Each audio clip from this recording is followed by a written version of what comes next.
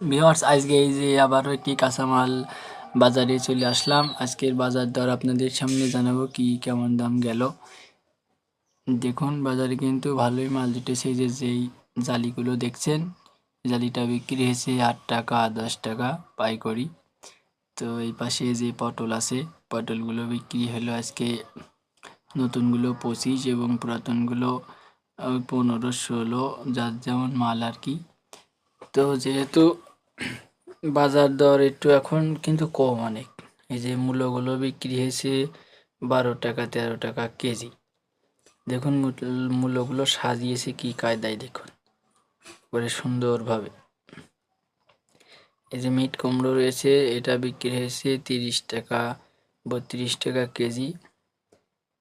এই যে এগুলো কিন্তু সব বাজারজাত করবে। এবং এই পাশে সিম বিক্রি হয়েছে 40 45, সর্বোচ্চ 50।